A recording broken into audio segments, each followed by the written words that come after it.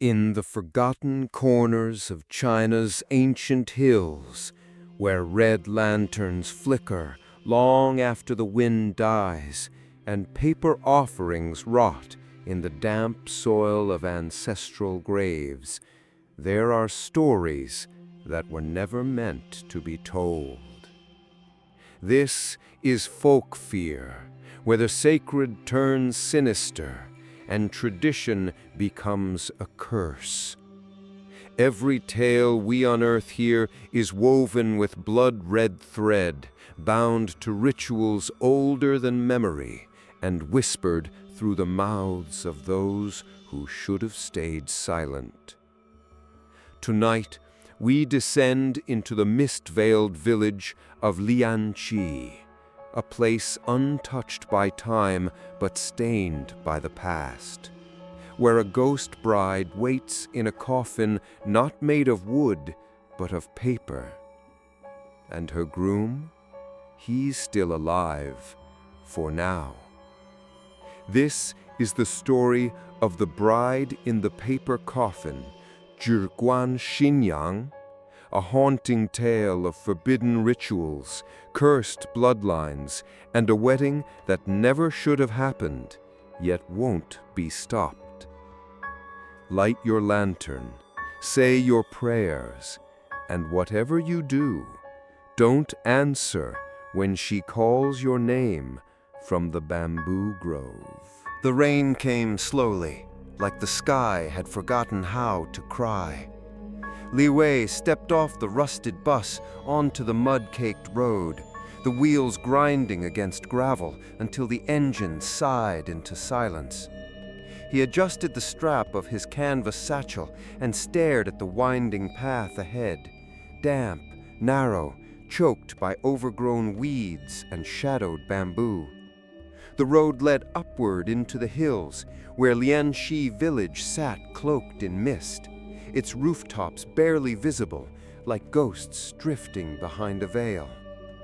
He hadn't been here in 20 years, not since his father's funeral, not since the last time he'd bowed before the family altar and whispered prayers he didn't believe to ancestors he'd never met.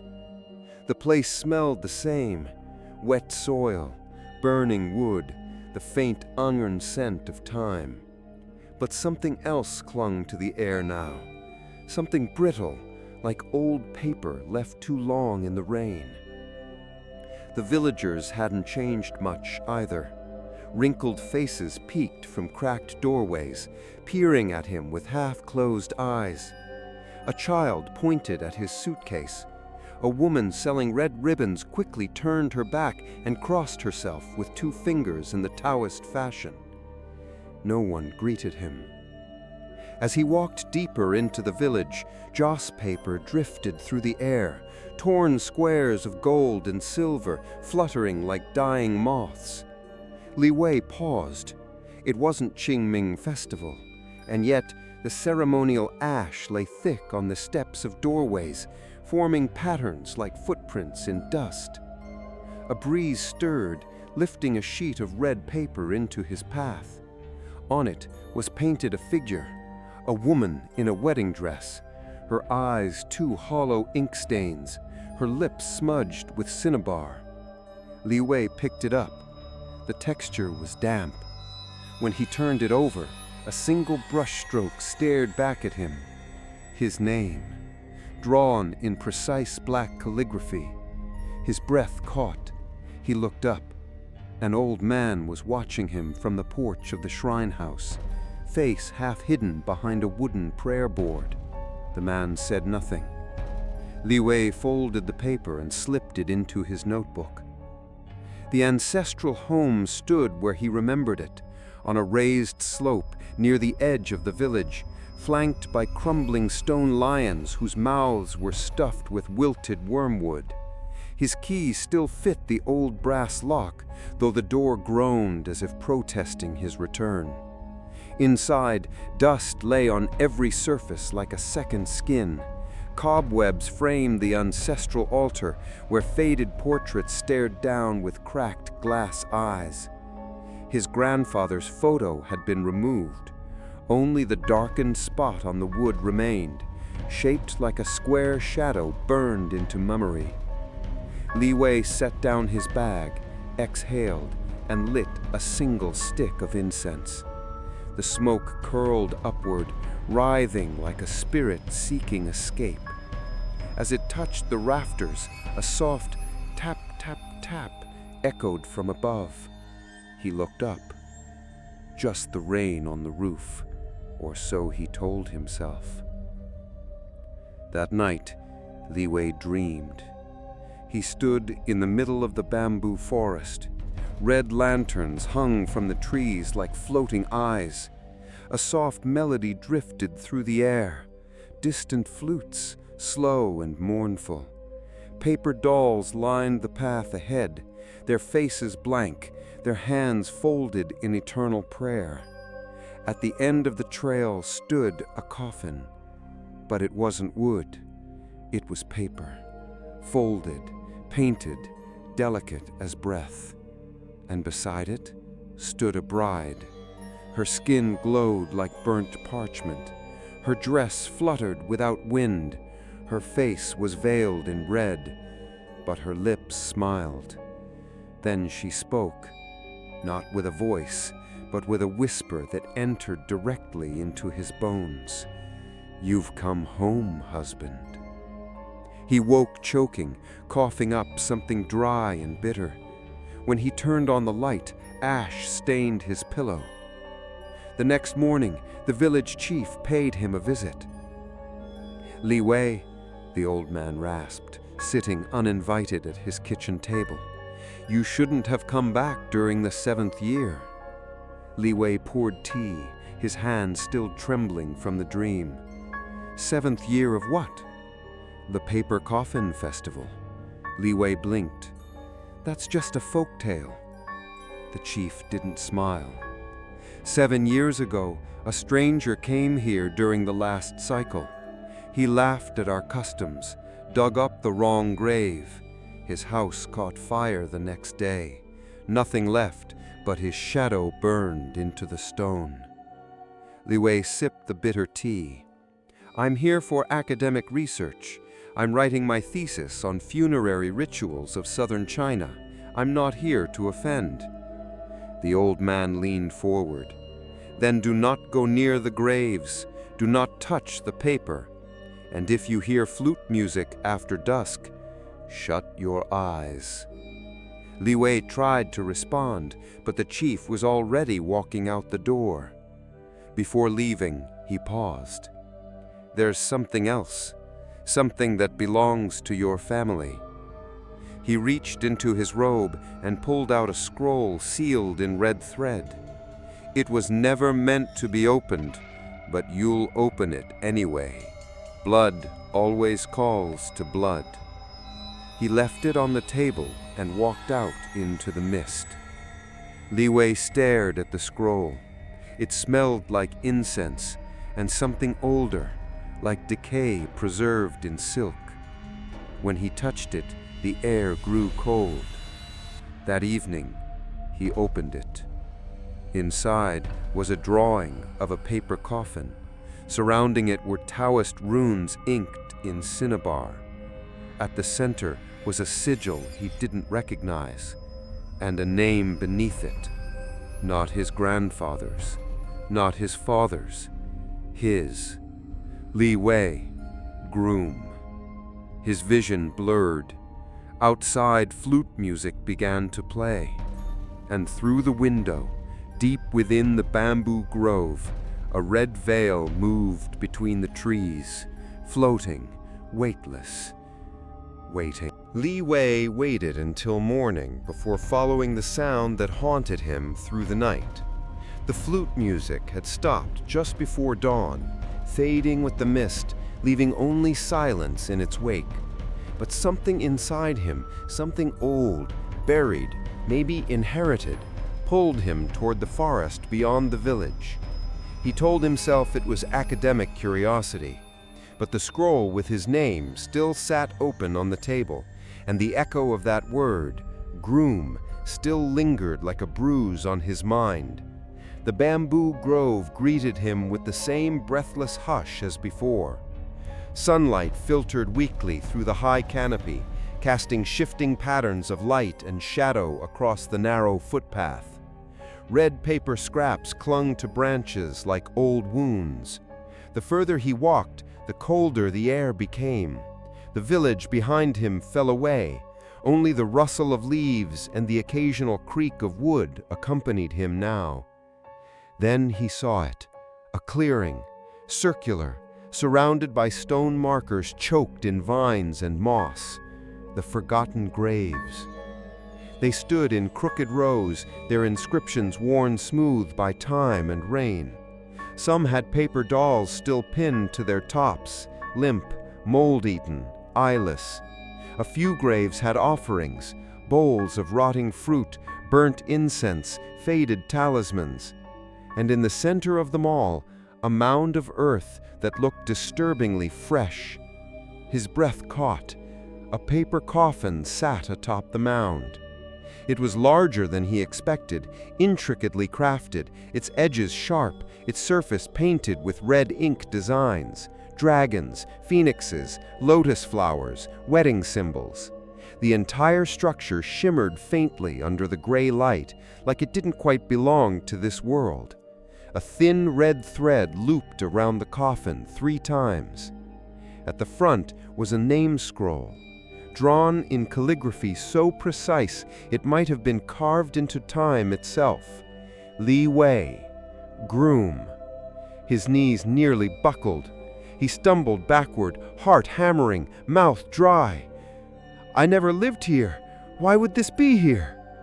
He stepped closer, eyes scanning the calligraphy, searching for some mistake. But it was his name, not just the characters, but the specific stroke style his father used in old birthday cards. This wasn't coincidence. This was intentional. Someone had crafted this coffin for him. But why? Behind him, a paper chime clinked softly. He turned. Dozens of paper effigies lined the edge of the clearing, silent witnesses. They hadn't been there when he arrived. They were small, almost childlike in form, faces painted with faint smiles. Some wore red sashes, others held bamboo flutes. All stared in his direction. Then one of them moved, only a little, a twitch of its head. He blinked. It was still again. Wind, he told himself. It was just the wind. But the hair on his arms was standing upright, and the red thread around the coffin had begun to quiver, tugging gently as if something inside was breathing. Li Wei turned and ran. The village elder was waiting for him on the porch of the shrine house. He didn't look surprised to see Li Wei breathless, pale, dirt on his knees and leaves in his hair. "You found it," the old man said. "You knew? You knew my name was on that coffin?" The elder nodded slowly. "Names are written long before we live them. That's not an answer. You come from a bloodline tied to this soil. Your grandfather broke the rules. He sacrificed what should never have been offered. The spirit accepted the bride, but never received the groom." He stared at him. "You're saying this is my punishment?" The old man shook his head. "No, it's your inheritance." He opened a drawer in the shrine and pulled a bundle of wrapped faded silk. He handed it to Li Wei with both hands. Inside was a journal, bound in human hair. It belonged to his grandfather. That night, Li Wei read by candlelight. The journal smelled of old incense, sweat, and something metallic. The ink was faded but legible. Page after page of Taoist diagrams, necromantic rituals, and soul-binding glyphs filled its contents. His grandfather hadn't been just a priest. He had been a sorcerer, desperate to continue a dying bloodline after all his sons perished young. One passage was circled. "The soul must be given willingly. The bride must be bound in paper. The groom must return by blood, not invitation. 7 years will complete the circle. Another line chilled him to his core. She sings to him in dreams. That is how she remembers. Li Wei slammed the journal shut, breathing hard. The dreams, the ash, the voice. You've come home, husband. The paper coffin wasn't a warning, it was a welcome. He looked out the window. The grove was still, but a red veil now hung from the trees, fluttering gently, waiting. And somewhere deep in the forest, just past hearing, the flute began to play again, softly, sweetly, like a bride humming to herself before the ceremony begins. Li Wei woke, coughing.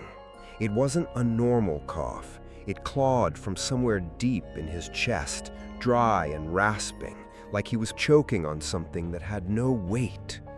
He sat up, throat raw, lungs tight, and when he spat into the sink, the water turned gray. Ash.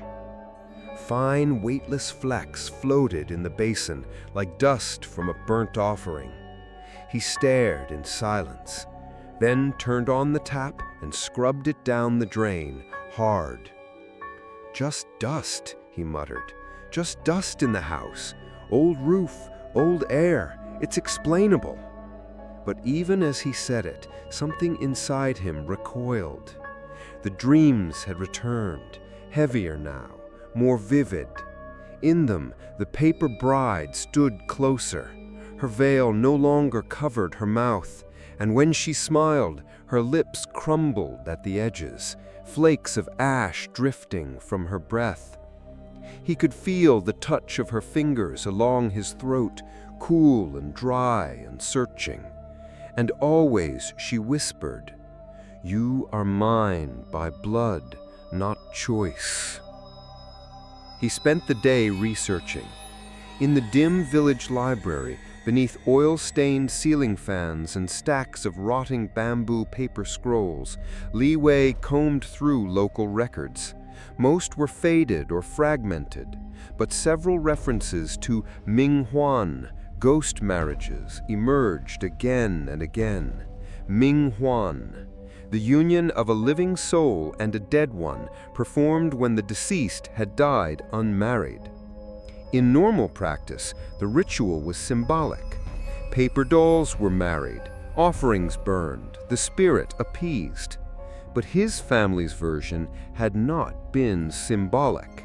It had been literal. According to village archives, his grandfather, Li Shu Ren, had performed a forbidden variant. A living soul was sealed into a paper bride and bound not just to a corpse, but to an ancestral spirit. The text described reweaving fate through ash and breath. To give a name to the dead is to give them life. To give them a husband is to make them whole. Another line, scrawled in a priest's handwriting, made his blood freeze. If the groom does not come willingly, the bride will come calling. She walks the paper path. Li Wei slammed the book shut. He looked at his fingers. They were stained black. The village doctor confirmed it later, his hands trembling slightly as he held up the chest X-ray, taken with old equipment.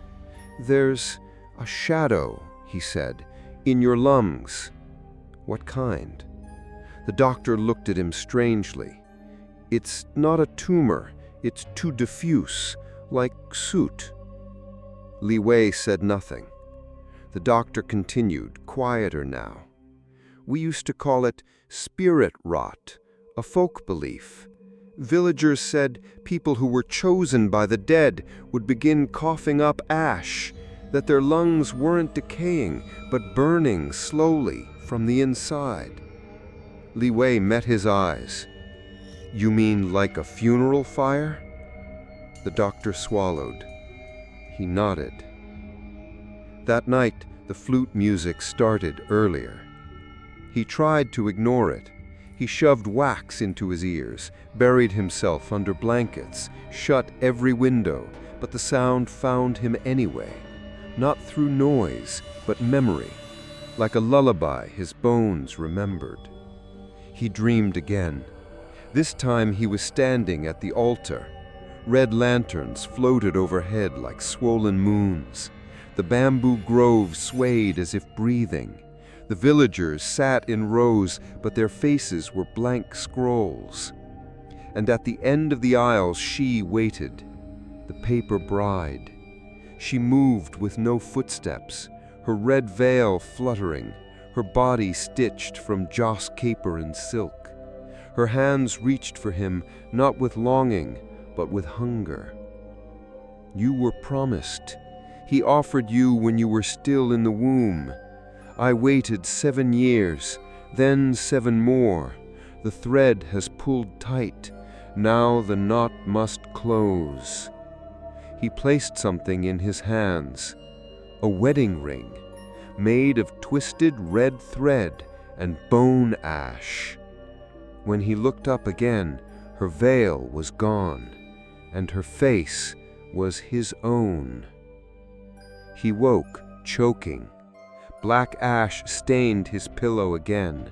This time it wasn't dry, it was wet with blood. He stumbled to the mirror. Across his chest, faint symbols had appeared, burned into the skin like invisible ink revealed by heat. He traced one with shaking fingers, a Taoist rune, a soul-binding seal. The ritual was no longer waiting. It had already begun. The scroll was hidden beneath the altar, wrapped in silk so old it crumbled at his touch.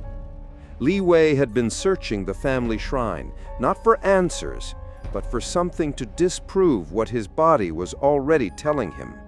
The ash, the dreams, the sigils on his skin. But instead, he found a small lacquered box carved with Taoist symbols and sealed with 3 locks. Only one had a key. The other 2 had been broken long ago. Inside, wrapped in blackened silk and bound with red thread, was a scroll. And when he unrolled it, the air turned cold. The room seemed to draw in a breath. The scroll was a soul-binding contract. He recognized the structure immediately.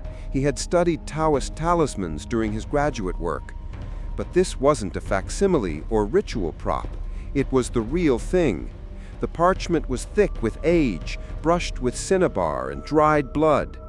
The language was archaic, an ancient dialect used only in funerary rites. But the message was clear. By the 7th year, the soul of the bloodline shall return. The groom shall be sealed with his name, and the bride shall rise from ash to meet him. Their union shall restore the ancestral flame and awaken the guardian of the forgotten. At the bottom, 2 names were written in blood. Bride, Li Lian. Groom, Li Wei. His hands trembled. Li Lian. He had never heard that name, not in family records, not on the altar. But something about it pulsed in the back of his skull like a memory he had been forced to forget. He flipped the scroll over. Etched on the back was a symbol, one he had seen only once before, in his grandfather's journal. A sigil used for soul extraction, not exorcism, extraction. This wasn't a protection scroll, it was a prison. He returned to the village chief, scroll in hand. The old man didn't look surprised. You weren't supposed to find it so soon, but the veil is thinning faster than expected. Who is Li Lian? Li Wei demanded. The chief sighed and gestured for him to sit. She was your grandfather's daughter, your aunt. Li Wei blinked. That's not possible. My father was an only child.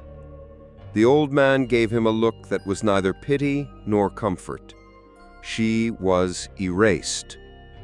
According to the village elder, Li Lian had been born during a blood moon, an omen in traditional Taoist belief. Beautiful, intelligent, and gifted in spirit walking, she had inherited her father's abilities and something more.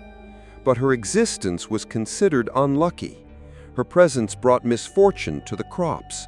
Animals were stillborn. The river turned black during one autumn harvest. Superstition grew. Whispers turned to blame. And then, just before her 17th birthday, she disappeared. The official story, the chief said, was that she fell into the ravine and her body was never found. But that wasn't the truth, Li Wei whispered. The elder shook his head. No, your grandfather used her in the ritual. He sealed her soul inside the paper coffin and offered her to the ancestral spirit he once served. Li Wei felt like the air had left his lungs. Why would he do that? To preserve the bloodline, the chief said. Your father had been sickly since birth. The ancestral guardian promised to protect the family if a soul of blood was given in marriage. Your grandfather believed it was a small price. A price? He sacrificed his own daughter? The chief looked him in the eye.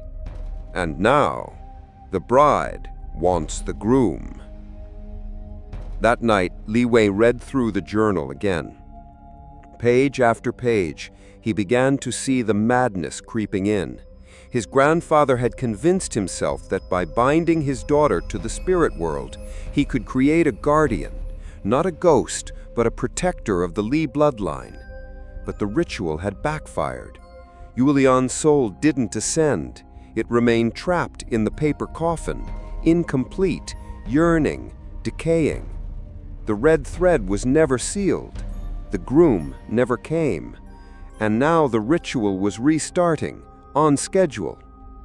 Near midnight, Li Wei returned to the grove. Lanterns had begun to appear, on their own, hung from bamboo branches, glowing softly with no flames.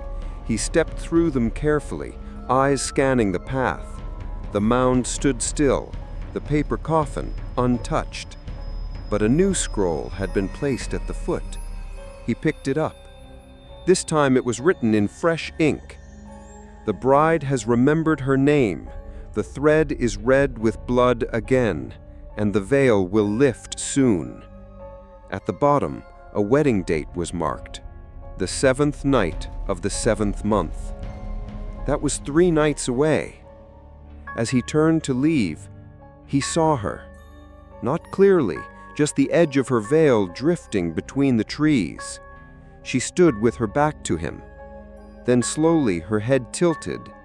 The sound of crinkling paper echoed across the grove as she turned to face him. No footsteps, no breath, just her voice. You carry his face, but you are mine.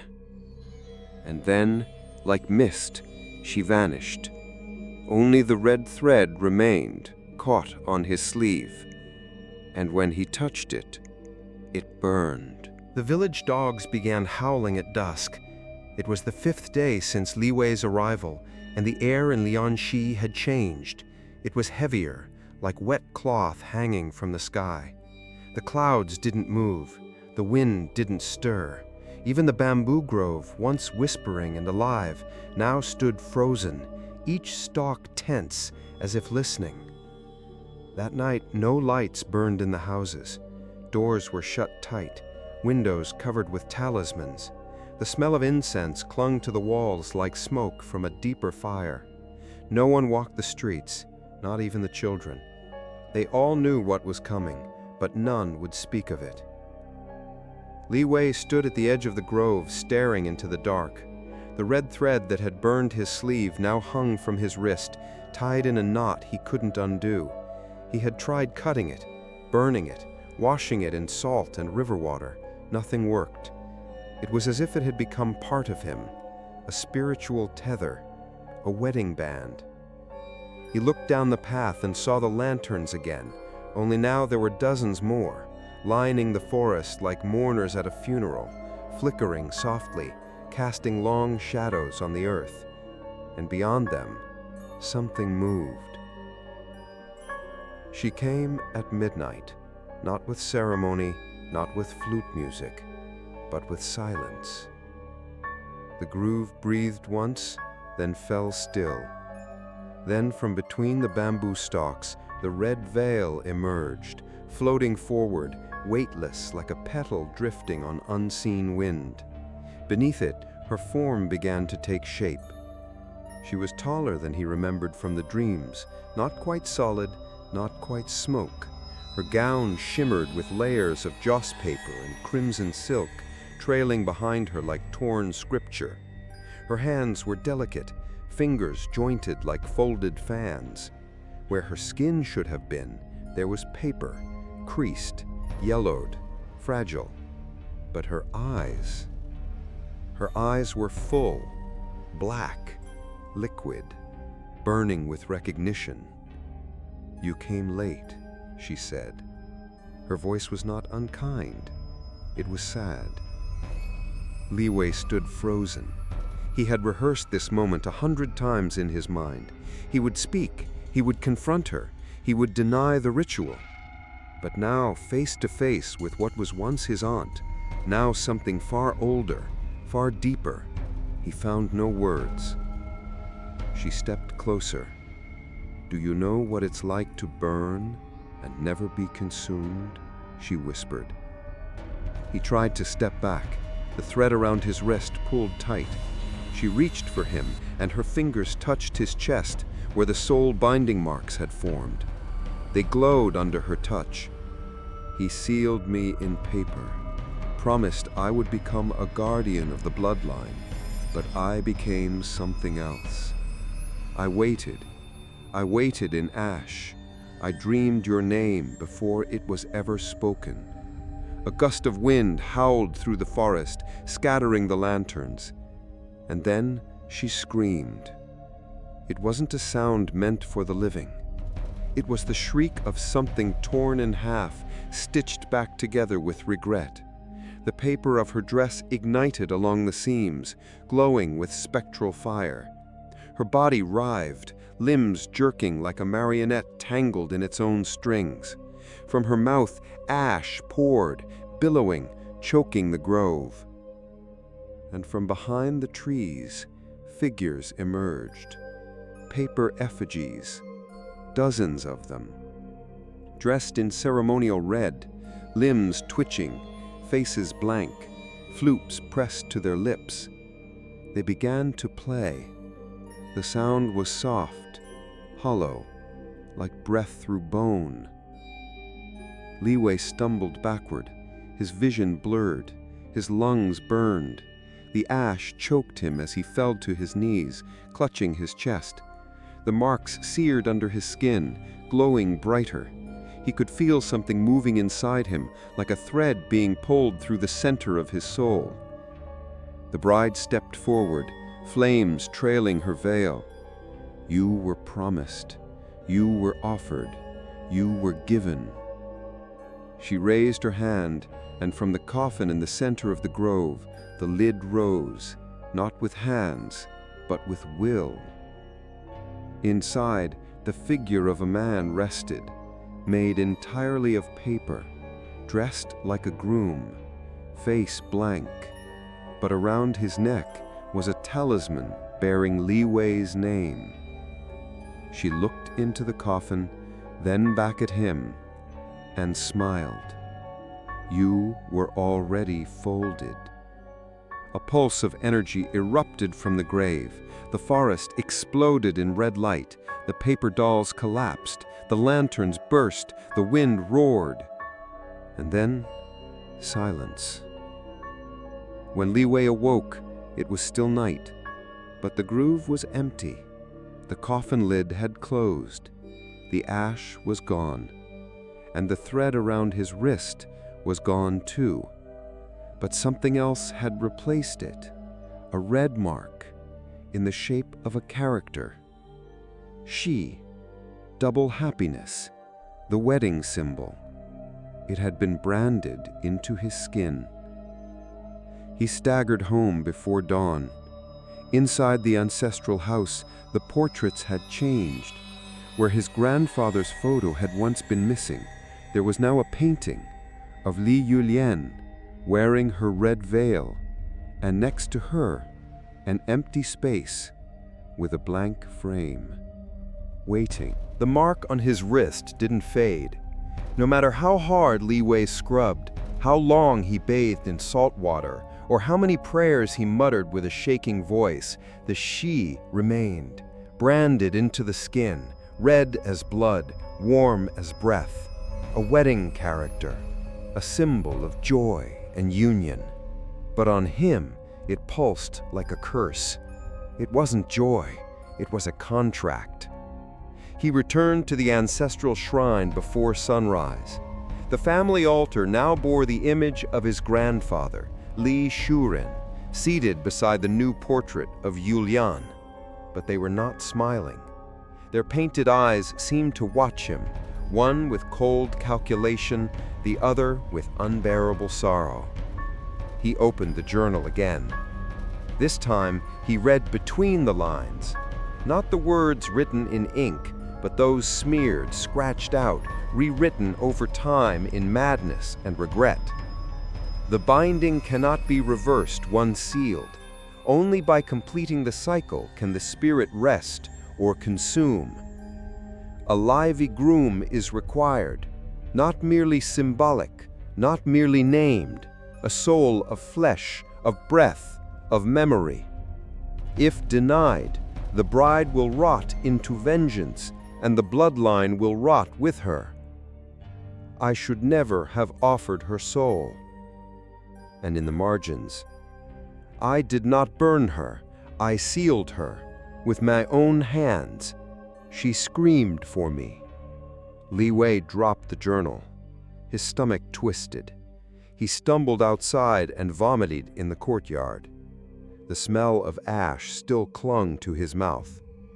Later that day, he visited the old Taoist priest who lived in a crumbling house beyond the northern hills, once exiled, now half forgotten, rumored to have been a student of Li Shuren before the incident. The priest was blind, but when Li Wei entered, he said, "The bride has touched you." Li Wei hesitated, then nodded. The priest offered him tea without asking his name. "It wasn't meant to be this way," the old man muttered. "He was supposed to offer paper, not blood." But Li Shuren was always impatient, always proud. He used her. He sacrificed his own daughter. The priest nodded slowly. To bind a spirit to a paper vessel requires incense, ash, and a name. But to awaken it, you must offer a soul in return, a living soul, of flesh, of breath, of memory. He couldn't offer himself, so he promised her a groom, one not yet born. Li Wei's voice cracked. "Me!" The priest's mouth tightened. "He inscribed your name into the scroll when your mother was still pregnant, a ritual offering made before birth. That's why you feel her inside you. That's why the dream started the moment you returned." Li Wei stared at the flames in the priest's hearth. "She doesn't want revenge. She wants a wedding." The old man's lips twitched. Not a smile, something sadder. "She wants meaning. She wants love. But she's made of paper and regret. She is not your bride. She is your inheritance." Li Wei looked down. "How do I end it?" The old priest didn't answer. He simply reached beneath the floorboards and pulled out a small box. Inside was a blade, carved from peach wood, bound with red string, dipped in cinnabar. "This is not for her," he said. "It's for the one who gave her away." That night, Li Wei returned to the family shrine. He lit incense, he burned joss paper, and then he called his grandfather's name, not in prayer, but in challenge. The wind answered first, then the shadows deepened, And then the portrait of Li Shuren on the altar bled. Red dripped from the eyes, soaking the wooden frame, and a voice whispered from nowhere and everywhere. She was mine to offer. Li Wei gripped the blade. You stole her life. You cursed me before I ever drew breath. The voice snarled. I gave our bloodline protection. I gave you legacy. You owe her your life. I owe her freedom, Li Wei said. He raised the blade and drove it into the altar. The wood split with a scream. The portrait burst into flame, and somewhere in the grove beyond the house, the red lanterns began to sway again. That night, the bride did not come to him in dreams. She came to him in waking. He opened his eyes at midnight, and she was standing at the foot of his bed, silent, still. Smoke rose from the hem of her gown. Her veil was torn. Her hands trembled. You tried to burn the promise, but I am the promise. And in her hands she held something new, a red envelope, pressed with wax, stamped with the she symbol, a wedding invitation, addressed to Li Wei, groom, 7th night of the 7th month, location beneath the paper grove, and written in calligraphy far too familiar to ignore, return willingly or be taken. The invitation sat on the table like a wound. Red wax, gold thread, a stamped she character glowing faintly in the candlelight. It pulsed with heat when Li Wei touched it, as if something still alive waited inside the folds. He hadn't dared open it, not yet, but the message was clear. Come willingly, or be taken. He stared at the envelope until sunrise, eyes dry, the air thick with incense smoke and dread. Outside, the villagers had begun to murmur again. He heard them when he stepped out into the alley, soft voices behind cracked doors. It's him. The groom has returned. The paper bride is waking. No one would meet his gaze. They simply closed their windows and lit more lanterns, red ones. At the edge of the village, by the withered altar stone, a little girl was drawing in the dirt. She was barefoot, her face smudged, her hair tied with red string. She hummed a slow, sad tune, one Li Wei thought he recognized from the dreams. When he passed her, she looked up and smiled. She says your hands are warm. Li Wei froze. What did you say? The girl pointed at the doll in her lap, made of paper and black thread, its face a blank square. The lady who comes in red, she visits me when I sleep. She says you used to hold her hand in another life. She's very pretty, but she's sad. She doesn't remember her name, only yours. The child giggled and returned to her drawing, a crude stick figure of a bride and groom surrounded by fire. That night, the dreams returned. But this time they weren't his. He saw through her eyes, the paper bride. She was young, flesh and blood, alive. A girl named Yulian, standing at the edge of a river, watching as her father, Li Shuren, folded paper into human shapes under moonlight. Why do we burn them? She asked.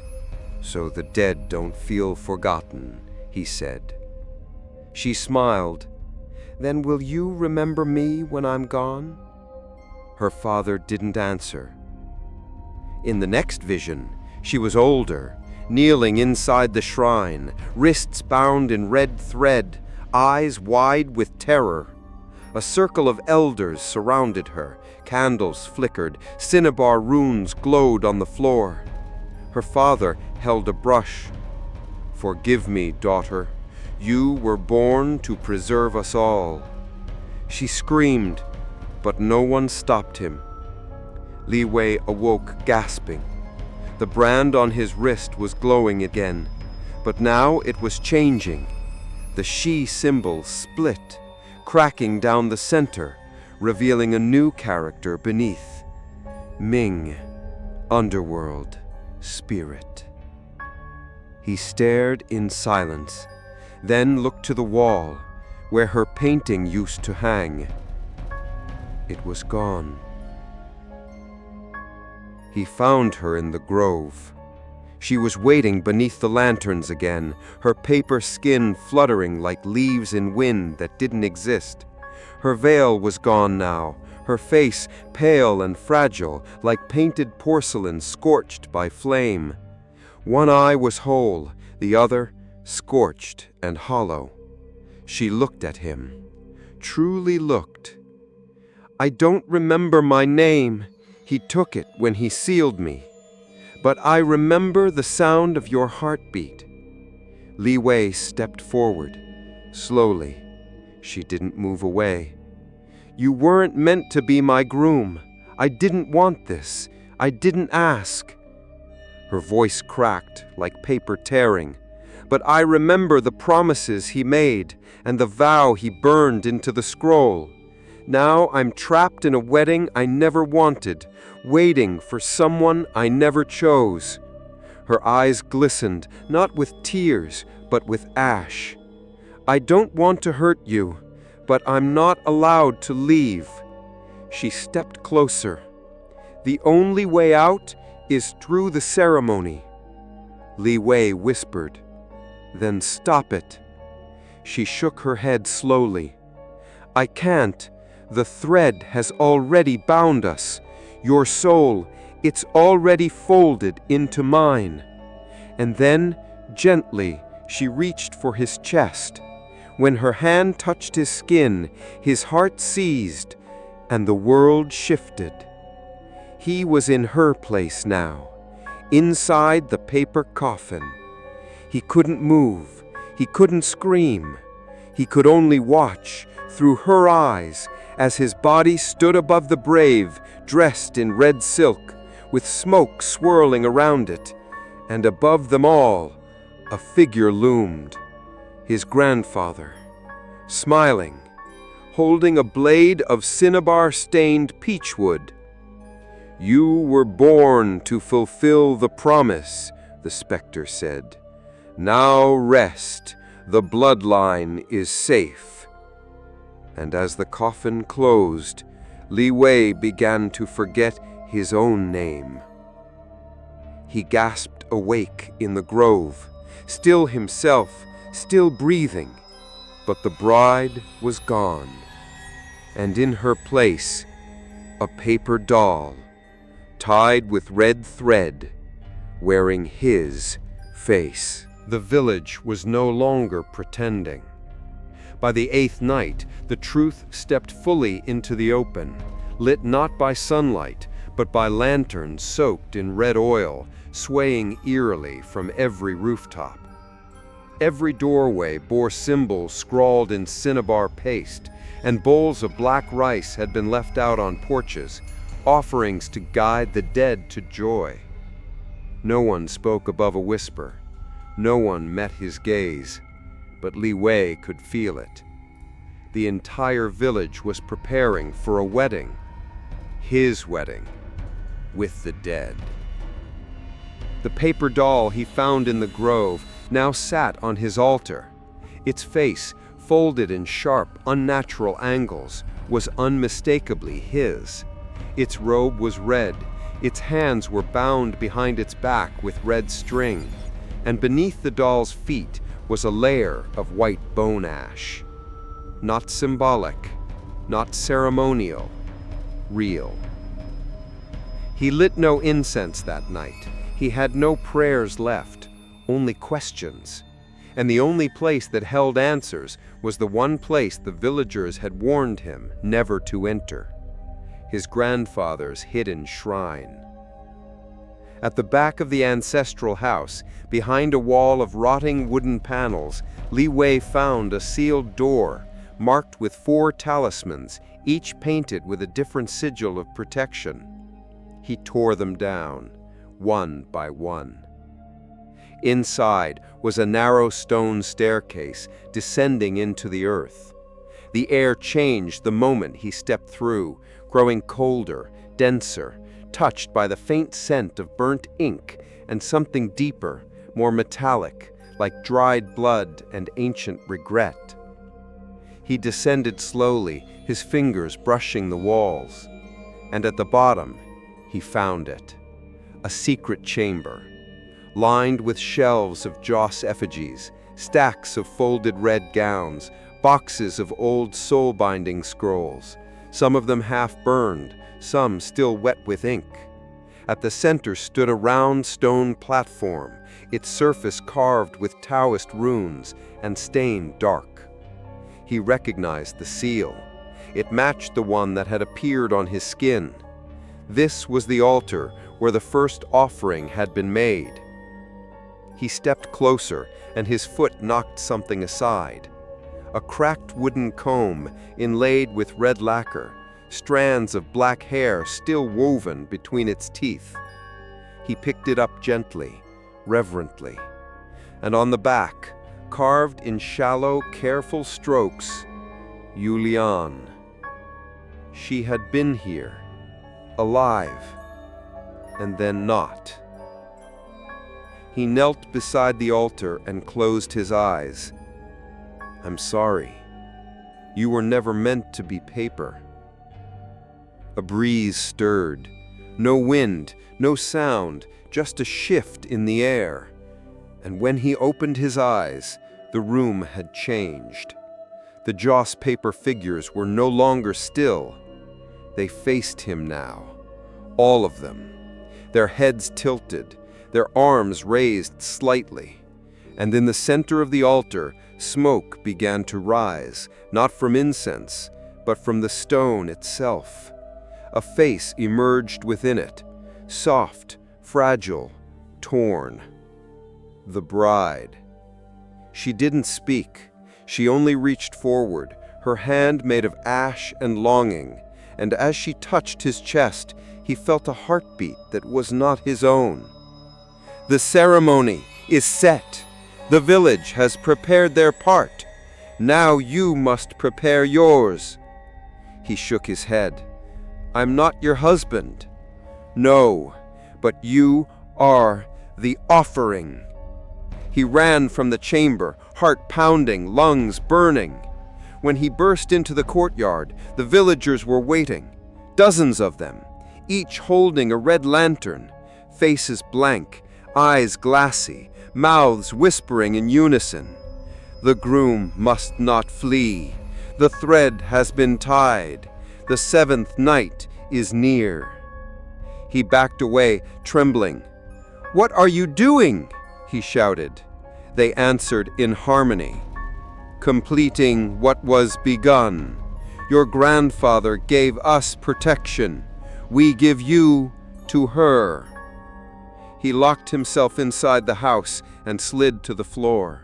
Everything felt heavier now. The scroll, the comb, the doll on the altar, each a piece of a story that had already been written before he was ever born. A legacy forged in silence and sealed in ink and fire. He looked at the paper doll again. Its smile was wider now. Painted lips stretched too far across the face, and it was no longer sitting. It was standing. That night, the sky turned red. The clouds glowed like embers, and above the village, the grove pulsed with lantern light. Dozens of paper effigies lined the forest path, their flute song echoing through the bamboo like the call of forgotten gods. The path was ready. The altar was waiting. And beneath the earth, the bride stirred. The mist rolled in at dusk, thick, red-tinged, unnatural. It swallowed the bamboo grove first, then drifted down the hills and into Lianxi like a tide of forgotten breath. Doors shut, talismans trembled on lintels, candles flickered, and gutters overflowed with burned joss paper. But no one hid, not this time. They stood in silence, dressed in white mourning robes and red sashes, lining the narrow road like funeral mourners or wedding guests. Each of them held a red lantern. Each one whispered the same word: begin. Li Wei didn't walk to the grove. He was led. 2 villagers flanked him, silent, blank-faced, their hands gently but firmly on his arms, not restraining him, not forcing him, just guiding, as if it was his duty, as if his legs already knew the steps. The path to the altar was lit with hundreds of red lights. Lanterns hung from trees. Candles floated in bowls of oil along the stream. Wind chimes made of bone and brass clinked in rhythm to the slow, steady sound of flutes in the distance. And all along the way, paper brides, dozens of them, some small and childlike, others tall and regal, each one folded from sacred joss paper, painted with gentle faces, dressed in red silk that whispered when he passed. They did not move, but they watched. At the center of the grove stood the wedding altar, not built but grown, formed of twisted bamboo branches and hanging red thread, weaved into a canopy of knots and ash. Beneath it, the paper coffin waited, closed. Beside it, a throne of lacquered wood and bone ash. Upon it sat a paper groom, its face, his face, folded and smiling. On the altar stone 2 items had been placed, a red veil and a ceremonial knife, one to bind, one to sever. The flutes stopped. Silence fell thick and final. And then she arrived, the bride. No longer a dream, no longer smoke, but flesh and paper merged, her skin thin and translucent, her limbs impossibly elegant, her hair woven with red threads and grave dust. Her veil fluttered in place. Her eyes, now fully formed, shimmered black with memory. And her voice, when she spoke, was not human. You have come, as you were always meant to. Li Wei's voice barely emerged. This isn't real. She stepped closer, lifting the veil just enough to reveal a mouth, not of lips, but of torn parchment stitched shut with red silk thread. Neither was my death. The villagers began to chant, low, rhythmic, ancient, a Taoist wedding dirge. The ground pulsed beneath their feet, the bamboo creaked above, and from every tree red thread descended like hanging veins. The bride turned to him, held out her hand. Groom, say the vow. He shook his head. Tears burned in his eyes. I'm not him. I'm not the one who chose this. Her voice cracked. Nor was I. The altar trembled. The paper groom's head turned, slowly. Its smile widened, and from within its chest, a human heart began to beat. Thump, thump, thump. The paper coffin shook and began to open. Smoke spilled out, black and thick, curling around Li Wei's feet, climbing his legs like chains of incense ash. He collapsed to his knees, The brand on his wrist ignited, glowing red bright, matching the mark now blazing across the bride's chest. Bound. She knelt beside him, placed her forehead to his. Her skin was cold, her breath was dry, but her voice trembled with something that felt like sorrow. Say the words, or both of us remain cursed. This isn't just a wedding, it's a release. He looked into her eyes and saw it all. Her childhood, her fear, her betrayal, her loneliness. Centuries of waiting folded into one paper vessel. A soul that never asked to be bound. And in that moment, he didn't see a ghost. He saw a girl who was buried before she died. He whispered the vow.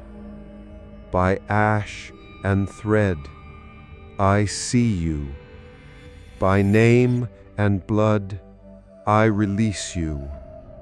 Bride of sorrow, folded in flame, you are no longer mine. The wind howled, the altar split, the coffin caught fire, and the bride screamed, not in rage, but in relief. Her body disintegrated into a cyclone of ash and red silk, circling the grove, lifting every lantern into the sky. The villagers fell to their knees, the flutes shattered, and above them all, the bamboo grove lit up, burning without smoke, glowing without heat. And then, darkness. When Li Wei opened his eyes, he was alone.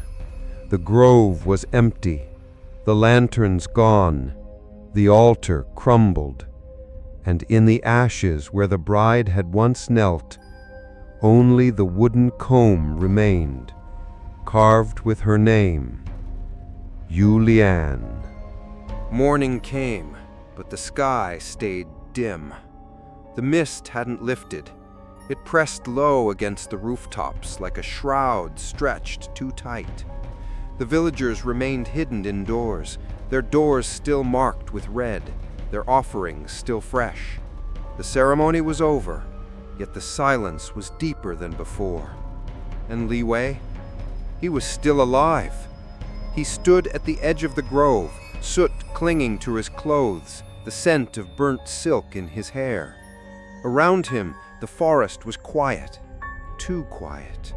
The paper coffin was gone, the altar reduced to ash, and yet something remained beneath the soil. He could feel it. Not a presence, a promise, one that hadn't been broken, only paused. He returned to the house and sat before the altar. The wedding mark on his wrist had faded, but a faint scar remained, a ghost of ink. He held the wooden comb in both hands, red lacquer chipped, her name etched on the spine in steady, precise strokes. Yulian. He whispered it aloud, and something in the room stirred. The flame of the oil lamp danced. The portraits on the wall seemed to lean closer, and the old journal, his grandfather's, fell open on the table, pages fluttering until one stopped him cold. A page he had never seen before. A letter. Tucked between ritual diagrams, barely visible beneath ink stains and age. To the one born after the ash. You will read this when the veil begins to tear again. If you are holding her comb, then I have failed to keep her bound. Forgive me. Yulian was not meant to suffer, but she was chosen by the ancestors. She was born with a soul too bright, too open, and the spirit saw her, claimed her. I did not bind her out of cruelty.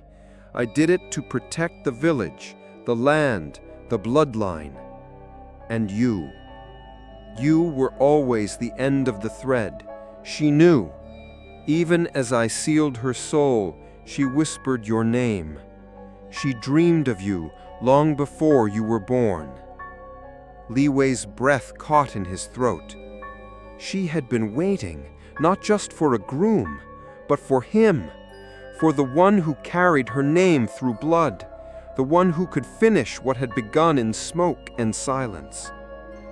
That night, he lit incense for the first time, not for the ancestors, not for his grandfather, for her. He placed the comb on the altar, folded paper lotus flowers with his own hands, laid red thread beside the offering bowl. And then he bowed 3 times, as the villagers once did in secret. You didn't ask for any of this, he said quietly. You were turned into something sacred, but unwanted, worshipped and feared in the same breath. You were a daughter, a sister, a girl who loved flute music and laughed by the river, not a bride to a name you never knew. He reached into his satchel and pulled out a final item, one he had taken from the grove after the wedding. A small wedding scroll, blank, no names, no vows, no sigils, only red ink waiting to be written. That night, she came to him once more, not in ash, not in rage, but in memory. She sat across from him in the courtyard, beneath the moon, her figure flickering like candlelight behind paper. Her face was softer now, her voice quieter. The threads that once bound her wrists unraveled. She was free, but not gone. Do you know why I stayed? She asked.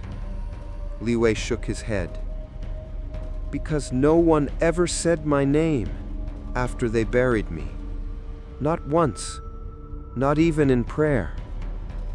Her fingers reached out, hovering just above his. The dead are not dangerous because they hate. They're dangerous because they're forgotten. A long silence passed. You remembered me, she whispered. That is enough. He didn't know if he fell asleep or if time simply folded, but when he opened his eyes, she was gone. Only the scent of sandalwood remained, and the red thread, still warm, still waiting. In the days that followed, the mist began to lift. Slowly, the villagers started to emerge again, moving with care, leaving silent offerings at the base of the grove. No one spoke of the wedding. No one asked him what happened. But they bowed when they saw him now, not out of reverence, but out of acknowledgement. He was no longer just Li Wei, the outsider. He was part of the story now, the groom who remembered the bride. It didn't feel like a ceremony. It felt like slipping into someone else's memory. Li Wei walked alone this time. No villagers, no guiding hands, no chants behind him. Only the sound of bamboo creaking gently overhead, as if the grove was breathing in long, slow exhales. The path to the heart of the forest had changed. There were no footprints, no paper effigies. Only red thread stretched between the trees like a web of veins. Some of it hung loose, swaying in the air. Other strands wound tightly around the trunks, pulling them inward, forming a tunnel that whispered secrets in every rustle. He passed under the final thread and stepped into the sacred place. The clearing was quiet, not empty, quiet. A natural hush, like the world had decided to pause for something ancient and delicate. The altar had reformed itself, not in stone or wood, but from the earth. Bamboo stalks bent into arches, leaves shaped into seats. the ground covered in crushed petals and burnt offerings. A soft light glowed from nowhere and everywhere, as if the moon had descended to stand among them. And at the center, she stood waiting, the bride. Her veil was gone now. Her hair fell loosely over her shoulders, tied with a single red thread. Her paper gown shimmered faintly, but beneath it her body had changed. No longer transparent, no longer flame. There was color to her cheeks, shape to her shadow. She was not fully alive, but not a ghost either. Something in between, a soul made whole for one final night. He said nothing. He didn't need to. She stepped forward, offered him her hand. He took it. It felt like holding a memory, warm at first, then cool, like water in a clay cup left too long in the dark. Together, they stepped onto the altar. No officiant, no guests, no paper witnesses. Only the grove, only the past, only them. She began to speak, not with her lips, but with her presence, her thoughts pressing gently into his own. There was a time I believed I had to stay angry forever, that being forgotten meant I had to take something back. But then you came, and you said my name. And in that moment I remembered that I used to laugh. I used to love the sound of flute music. I used to braid flowers into my hair before I became a bride of ash. Li Wei closed his eyes and spoke the vow again. By name and breath, I see you. By memory and thread, I release you. By sorrow and blood, I carry you.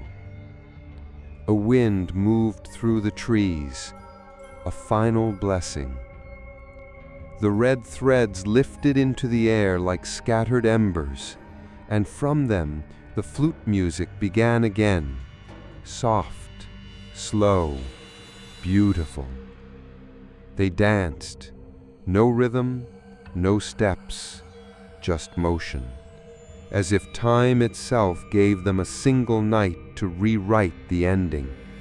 And in that space between silence and song, between forgetting and remembering, Li Wei saw her clearly, not as the paper bride, not as the cursed offering, but as Yulian, a girl who once dreamed of falling in love beneath the bamboo, a girl who never asked to be sacrificed, a girl who had waited not for vengeance, but for understanding. At the end of the dance, she placed something in his palm, a folded lotus made of red joss paper. Inside it, a single strand of her hair, and a word, "Go." He nodded and let her hand slip away. As he walked out of the grove, the lanterns began to fade, one by one. The threads fell from the trees, the music slowed, the petals vanished. And when he turned back one final time, she was gone. But he did not cry. He smiled, because now he carried her in a different way, not as a curse, but as a story. And stories, when spoken aloud, are never truly dead. The next morning, the mist was gone. The first true sunlight in days spilled over the village rooftops, painting gold across weathered tiles and mossy courtyards. Birds returned to the bamboo grove. Children's voices echoed faintly down the winding paths. And for the first time since his arrival, Li Wei heard laughter. Not much, but enough. Enough to know something had shifted. He returned to the grove, not to find her, but to remember her. The clearing was empty now, just trees, wind, and the hush of morning. The altar was gone, the threads had vanished, but when he stepped onto the soft earth, he felt something warm beneath his feet, like the land had exhaled, like the forest had finally been allowed to sleep. He sat beneath the tallest bamboo and opened the journal one final time. Not his grandfather's, hers. It had been hidden inside the false bottom of the comb case, tucked away with dried petals and a single folded note. The journal was small, handwritten in delicate characters, faded, but legible and real. It was the voice of Yulian, unfiltered by flame or ritual. Just a girl, writing. Father says I have too much spirit, that the ghosts follow me when I walk. I think they just want to be heard. There's a boy in my dreams. I don't know his name, but he always brings me a red thread and says he found it by the river. I think he's kind. I think he'll remember me. I want to grow old. I want to walk through the market and choose hairpins. I want to fall asleep without hearing flute music in my bones. But I think something is waiting for me. Something heavy. Something wrapped in silence.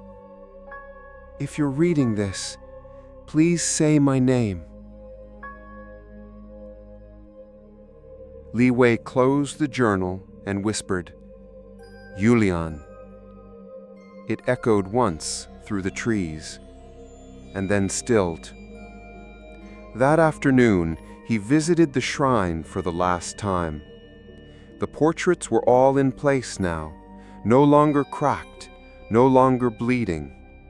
His grandfather's image remained, but someone had placed a strip of red cloth over the eyes, a silent apology. And beside it, Yulian's portrait, restored, framed in light. Not the veiled bride, not the ghost, just a girl, smiling. Li Wei bowed low before the altar and placed the paper lotus beside the incense burner. Then, slowly, carefully, he folded her journal shut and placed it beneath the offering bowl. He had carried her story far enough. It was time to let the village carry it too. As he left, a familiar sound returned to the air. Flute music. Not haunting, not distant, but gentle, like the echo of a lullaby played from far away, just enough to remind him that she had never been a curse. She had simply been unfinished. She was never meant to die, only to be remembered. The wind changed that evening. It carried the scent of something old, like dried ink on parchment, scorched offerings, and the faint trace of tears once wept in silence. The grove had grown quiet again, but the village felt restless, like a breath held too long. Li Wei knew the ritual had not fully ended. Something still clung to the earth. Not her, him. He returned once more to the forbidden shrine beneath the ancestral house. The air was colder now. The stone stairs felt slick with sweat, though no moisture dripped from the walls. And when he reached the chamber, the darkness felt thicker, alive with unfinished memory. The altar was still cracked, where he had once driven the ceremonial blade. But something had changed. A second coffin now rested in the center of the room. Not paper, not symbolic, real. Rough wood, sealed shut, covered in runes. And on the lid, burned deeply into the grain.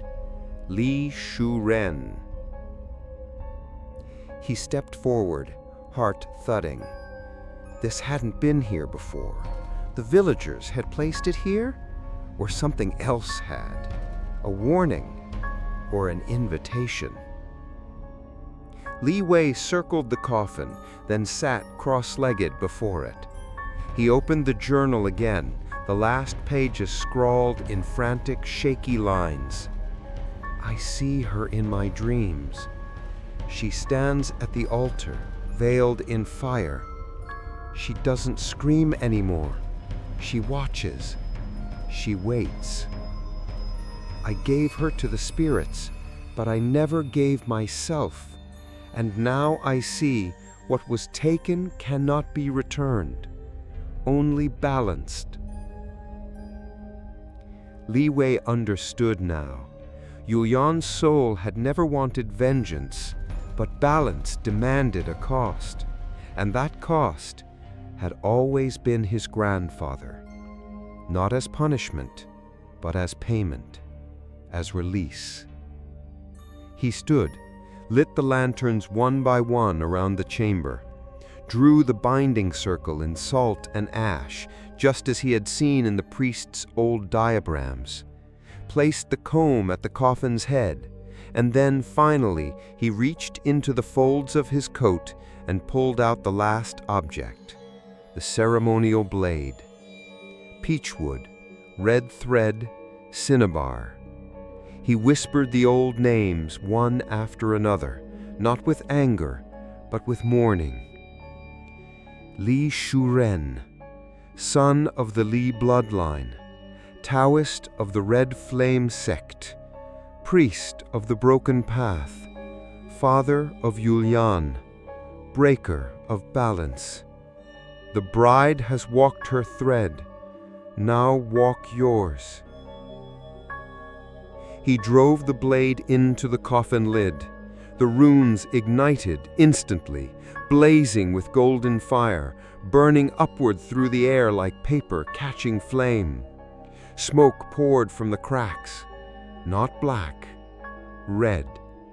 And through the smoke he heard a voice he had not heard in dreams, but remembered from childhood.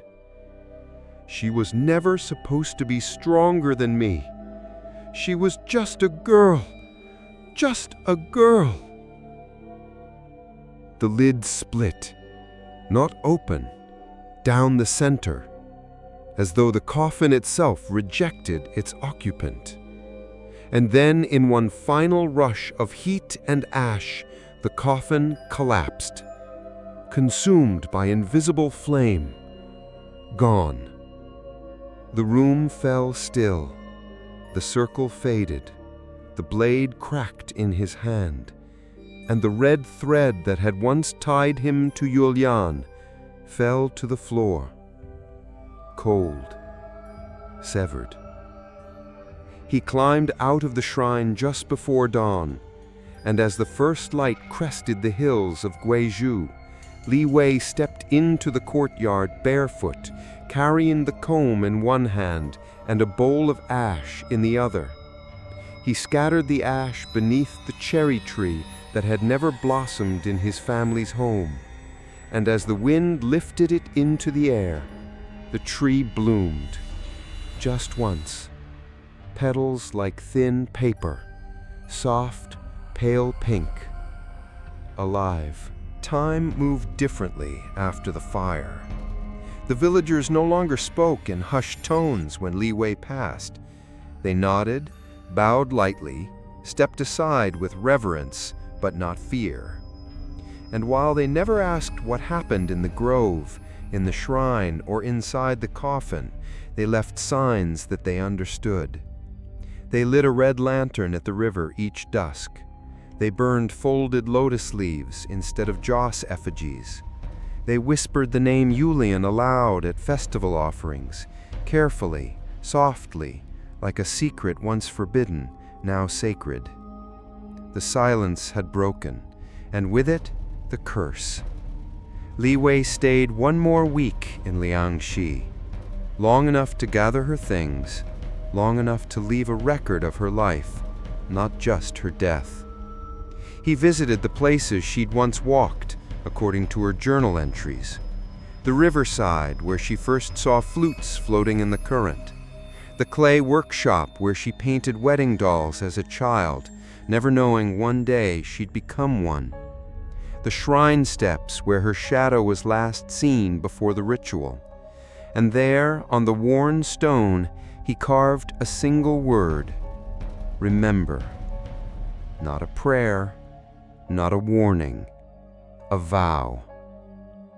On his final day, he returned to the grove alone. The bamboo had grown taller since the wedding. The wind played gently through their leaves, carrying faint music that could have been real or imagined. He carried no offerings this time, only her comb. He placed it on the stump where the altar had once stood, pressed his fingers to the engraving of her name, and whispered, "You were never just a bride. You were never just a ritual. You were someone." Then he turned and left her resting place behind. At the edge of the forest, an old woman waited, the same one who had watched him from a window on his first day in the village. She bowed low, eyes glistening. "The thread has loosened," she said. "We can breathe again." Li Wei gave a tired smile. So can she. That night, he boarded the last bus out of Liangxi. As the engine rumbled to life, he looked out the window one final time. The forest stood quiet behind him, still, but not empty. And just before the mist rolled in again, he saw her, not in flame, not in ash, but as a girl, barefoot, standing in the grove, smiling, free. He whispered her name into the fog, Yulian. No answer came, but the red thread tied around his wrist, long since faded, fluttered once in the breeze, then unraveled completely. Gone. Epilogue. Months later, Li Wei published his thesis. It was supposed to be academic, dry, safe, but the title gave away the truth. Paper Brides and Ashen Vows, a field study of spirit marriages in southern China. Dedicated to Li Yulian, forgotten daughter, ancestral bride, finally remembered. He sent a single printed copy back to Liangxi, wrapped in red silk. Inside, he tucked a folded note. Let her story be told. Let no one else be sealed in silence. They say, sometimes when the wind blows just right through Guizhou's hills, you can hear the faint hum of flute music drifting through the bamboo. But it's not haunting. It's soft, gentle, a song with no beginning and no end, the kind of melody a paper bride might hum on her way home, no longer waiting.